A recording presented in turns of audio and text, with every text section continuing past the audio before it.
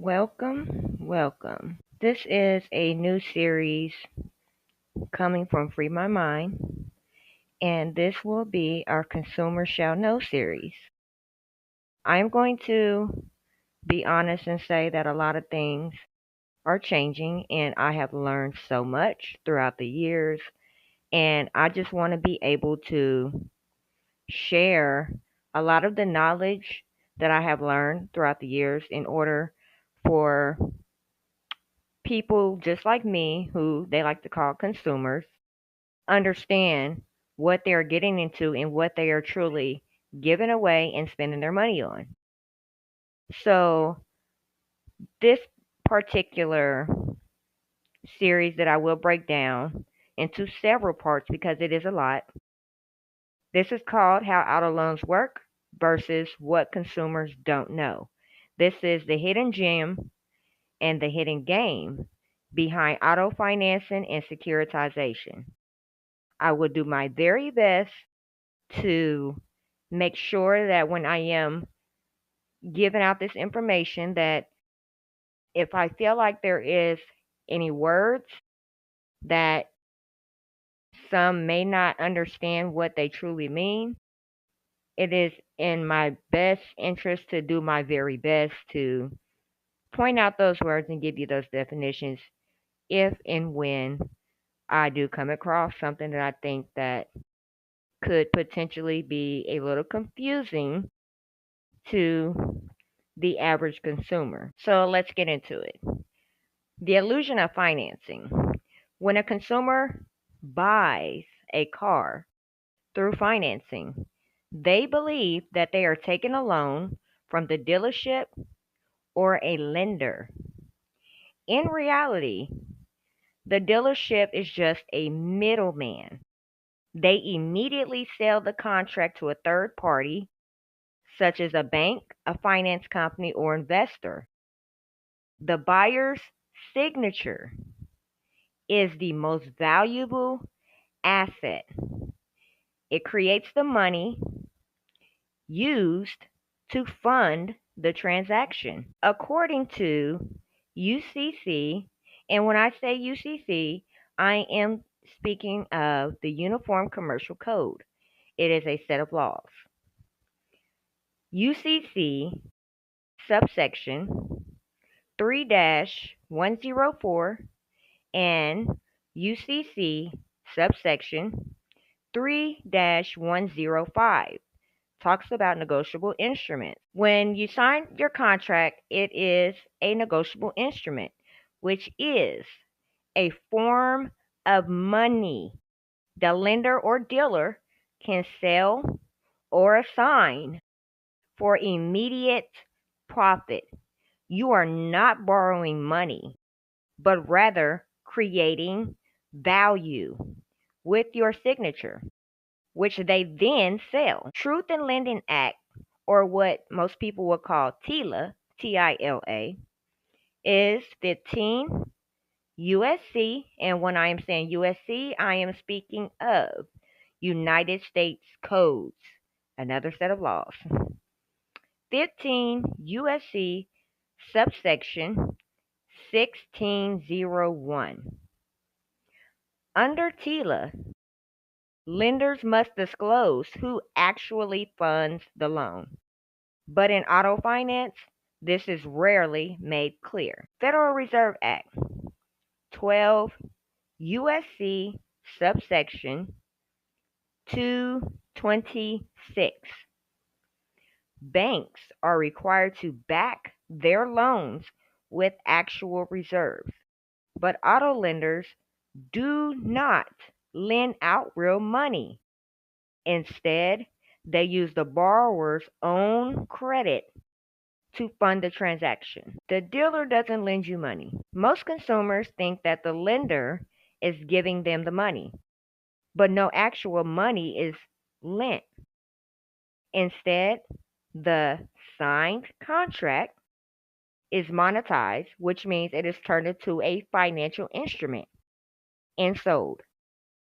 The dealership gets paid immediately by an investor or lender, yet the consumer is still expected to pay back the loan. UCC 9-203, attachment and enforceability of a security interest. What is a security interest? A security interest or lien is only enforceable if value is given. The lender provides something of value, which would be what? The vehicle. The debtor has rights in the collateral, which is the vehicle. And the debtor signs a security agreement. If the dealership sold the contract and was paid in full, they no longer have an enforceable security interest. The Fair Debt Collection Practices Act, also known as FDCPA, is in 15 USC subsection 1692. Lenders cannot misrepresent a debt or attempt to collect on an invalid one. If a lender already got paid through securitization, continuing to demand payment may be fraudulent debt collection. The securitization of auto loans. Once the lender, like a bank or finance company, buys the contract, they bundle it with thousands of others. These bundled contracts are sold as securities, which are similar to mortgage-backed security to investors on Wall Street. The lender is already paid in full through securitization. What is securitization? It is a process in which a bank packages a pool of financial assets, such as loans or mortgages, into a tradable security known as an asset-backed security, or ABS. These securities are then sold to investors, providing liquidity to the bank and transferring the risk associated with the underlying assets. The Securities Act of 1933 you can find also in 15 USC subsection 77A. Once your auto loan is bundled into a security and sold, it is no longer a simple loan. It becomes an investment product. If the lender sold your contract, they no longer have an interest in collecting payments from you. The Securities Exchange Act of 1934 you can find in 15 USC subsection 78A. Any party claiming to be the lender must prove that they have a legal standing to collect. Most finance companies do not disclose that they have already been paid via securitization. UCC subsection 9-619, transfer of ownership of secured interests. If a lender assigns or sells your contract, they must provide a proper chain of title. Many lenders fail to do this, meaning the rights to the vehicle are questionable at best. Who really owns the car? The contract is assigned multiple times, but the borrower is never notified. This creates confusion over who is the real lien holder or lender. Many times, the entity demanding payment does not legally own the contract or have a right to collect. UCC subsection 3-501, presentment and proof of claim. If a lender claims you owe them, they must produce the original contract and proof of assignment. Many repossessions occur without proper documentation, meaning they are fraudulent takings. Real party in interest rule, Federal Rule of Civil Procedure 17A. Only the true party withstanding can claim ownership of the debt or vehicle. If the loan was sold or securitized, the original lender no longer has a claim, or shall I say a valid claim. The DMV's role in the whole scheme. The DMV often records liens from dealers and lenders without verifying their legal status. Many liens are invalid or never properly perfected, meaning they legally do not hold priority over the car. Consumers are led to believe they cannot challenge a lien when in reality, many are improperly filed. UCC subsection 9-310, perfection of security interest. A lien must be properly perfected to be valid, meaning it must be recorded in compliance with state laws. Many dealerships trick consumers into registering a fraudulent lien under the dealer's name. KSA, which is for the state that I am currently in, which is a Kansas state law. 8-135, Kansas vehicle title laws, and you can definitely find these in your state. The lien holder must properly file their interest with the DMV. If they fail to do so, their lien may not be enforceable. If the original contract was sold, the lien holder must re-register their interest or they lose priority. 18 U.S.C. subsection 1341 and 1343, mail and wire fraud. If a lender files a fraudulent lien or misrepresents their interest, it could be considered wire fraud. Many lenders do not update lien records, leading to invalid claims of ownership. The truth about repossession. If the original contract was sold, securitized, and paid off, the borrower technically owes nothing. Yet lenders and repo companies continue to claim their rights to repossess the vehicle.